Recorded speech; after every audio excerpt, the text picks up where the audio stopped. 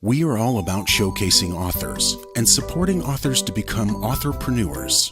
Natalie McQueen and Becky Norwood of Spotlight Publishing bring to you their Authors Spotlight and expert interviews. Success as an author hinges around well-thought-out marketing, which begins the moment you put your pen to paper or begin to tap the keyboard.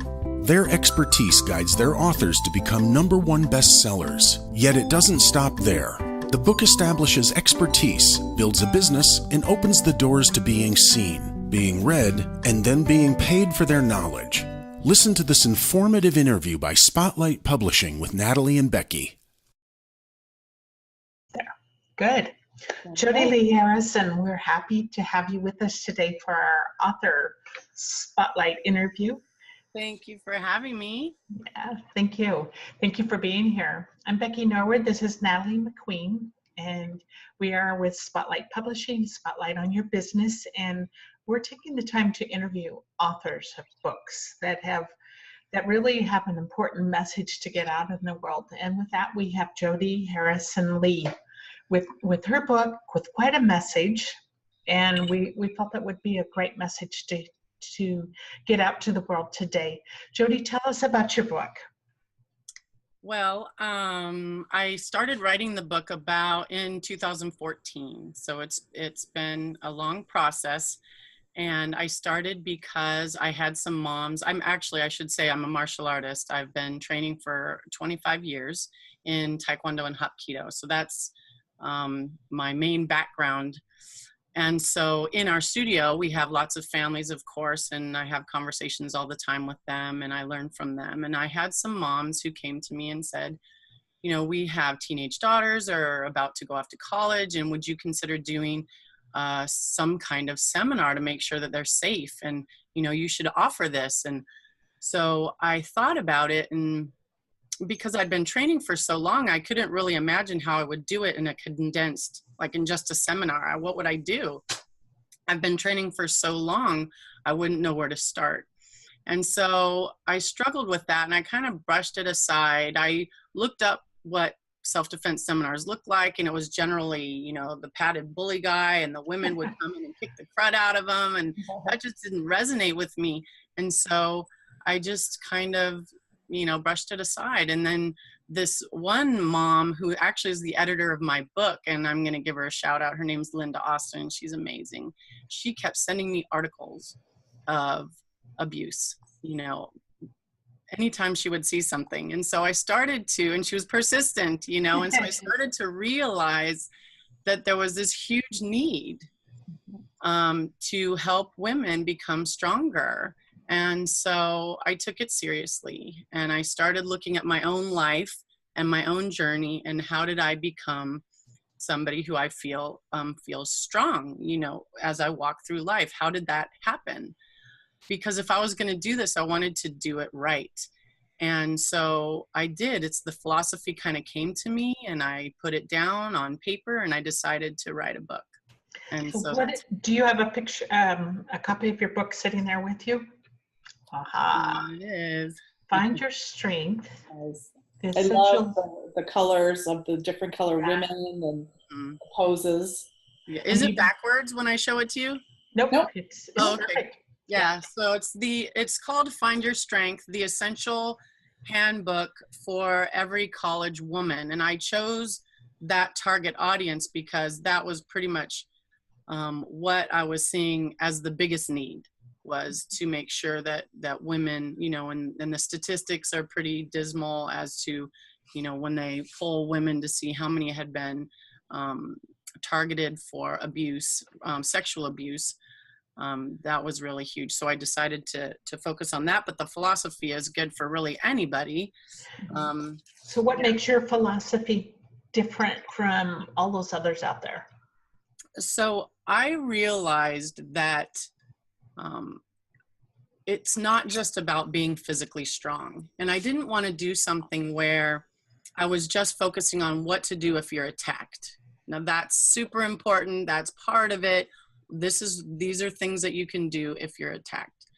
But to really make a difference, especially along that 4 years where I wrote the book, and then we had the Brock Turner case, and we had just last year with the Me Too movement, although I was pretty much done with the book by that time, I wanted to help women become someone who wouldn't be a target in the first place. And so that involves more than just physical strength and how to defend yourself if you're attacked. I do think, though, that in my martial arts training, as you train to defend yourself, as you become physically stronger and learn all these techniques, in that process, you become someone who would then never need to use those techniques, which is the big paradox of martial arts. But it's pretty amazing. And yes, there's kind of like an aura about you when you have the self-worth and the self-esteem to carry yourself in a different way. Exactly. And probably not invite things that could cause you harm. Exactly. And that's, well, Becky, perfect example is a lot of the women that you have worked in the past seem to have that repetitive story of who they attract, and you know, it's how they carry themselves and their maybe lack of self-confidence. So when you work and change those things, you become a different person and you're sending out a different vibe. Yeah, it's been, because I've worked with women that have gone through a very big abusive situations, and I was one. Mine started when I was a small child, and when you come out of those kind of situations and you grow into adulthood, if you've been exposed to that life since you were an infant, you're not always prepared to know how to even have the self-esteem, let alone everything else that you need. And what I've seen with these women is that it's been really interesting to watch, because they've all been taking part in a series that I've been doing on We Choose to Thrive. Yeah, that's great. I love standing up and telling their story has been a huge one of those pieces. But some of those women they teach self-defense as you do, as part of their way that they've come out of it. Others have used music and dance and art and everything else that you know, a lot of different ways that you find yourself and find your esteem growing. And that's the beauty of what you're teaching, is to have that. It's kind of a whole different mindset, a whole different attitude, and even the way you walk is different. Yeah. And I think, and just the approach of teaching that's why, and you guys completely hit on it. In fact, the subtitle is The Secret to Being Safe, Strong, and Able to Defend Yourself. And that secret is that true confidence. And it's even our creed in martial arts, building true confidence. And that is basically that faith in yourself. And I believe to do that, we have to focus on all three pieces. So the first piece is knowledge. So it's gaining that knowledge of how to be safe, but not just having it, because we teach our kids safety. They have to own it. You know, they have to own it and say, I am knowledgeable. It can make me safer. And you have to feel safer because of having it. And those three pieces are, I believe, the specific knowledge, just, you know, simple things like don't set your drink down, or don't get too intoxicated, or have friends with you at parties. Those kind of basic things. And then also the awareness when you're walking around, that you're aware and you're looking around and paying attention to your surroundings. And then the third one is realizing the weapons that you have and the weaknesses on a perpetrator. And those are the keys that I put under mental strength. And then I have the piece on physical strength, which is that feeling strong. So to me, of course, it's doing martial arts and then feeling the strength in your body that way. But it could be any sport, any activity, just like you were saying, some of the women chose dance, or it could be whatever, but it gives you that feeling of power in your body. And then also using our voice. I put that under strength in the body too, because we have to learn how to use our voice properly and be able to shout if we need to, be able to say no if we need to. And then very much. I think one of the key things, and then I know, having raised two daughters as a single mom, I was constantly on them to be aware of their surroundings and what was going on around them, even from when they were tiny, to know exactly which road we got off of the freeway to go home. You know, what was that exit? What was that exit? What are the landmarks? You know, and I think really that made them very aware. You know, and I've met people that they don't seem to have a concept of that. But I Yeah. think that's where you invite a lot of trouble, is by not Knowing watching where and you are. understanding your surroundings. Yeah, Yeah. that's good. And that's great that you do that. I don't even think I do that well enough with my kids. That's a good idea. Thank you You for probably do. well, Oh, in well, one sense, in one sense. But the third key, which is my favorite, I mean, the third section, which is probably my favorite, and I think that in a way it's the most important, and that is the emotional strength, or what I call strength in the spirit. And that is becoming someone who respects themselves, who finds themselves worthy, who respects your body and your personal space. And you know, that's so hard, especially for women. We start out, I think every kid starts out feeling invincible, feeling beautiful, feeling powerful, feeling like a little superhero. I know I did when I was a kid. And then you get into, you know, puberty, or you figure out, you learn in school, you know, this is my role as a girl. This is how I'm supposed to act. This is what I'm supposed to do. And then you get all messed up and you have low self-esteem and you start making bad choices and you lose your self-worth. And then now we get it back. Like, I totally have self-worth now, but what happened? Why does that have to happen? And so I'm really determined to help young women keep that somehow, you know, keep that. It's such a different world from when we grew up. Like, people were posting selfies and on social media, and it's so easy for someone to make a comment and you take that comment to heart and allow it to get up here. Yeah, and it's exactly. So having that ability to love yourself and to have those qualities to really, you know, hone in and feel you're strong, and that comment meant nothing. Yes. It's huge. Yeah. It's important for I have 2 girls in university right now, and I worry all the time. You know, you just don't know what they're exposed to. Right. So how could anyone get your book? How do they get your book? It's on Amazon. So, and they can type in Find Your Strength, Jodi Harrison Lee. You can Find Your Strength, Jodi. It'll probably pop up, and We'll put a link down below when this is over. Yeah. Cool. Yeah, that's where it is right now. And yeah. So, and you're giving a workshop coming up.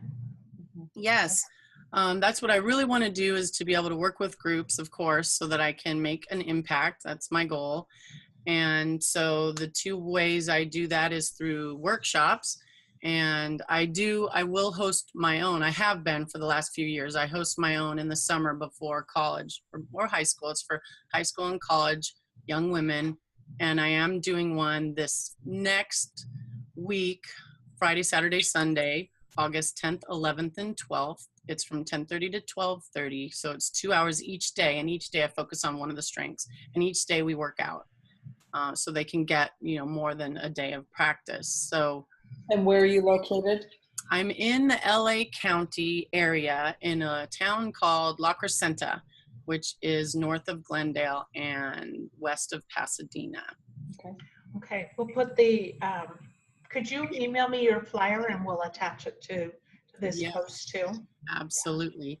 And one thing I just thought of is I started a Facebook page that is Find Your Strength with Jodi. And that's where I will put content. I'm really excited to start making tip videos, answering and asking questions, and just inspiring. And this book was a starting point.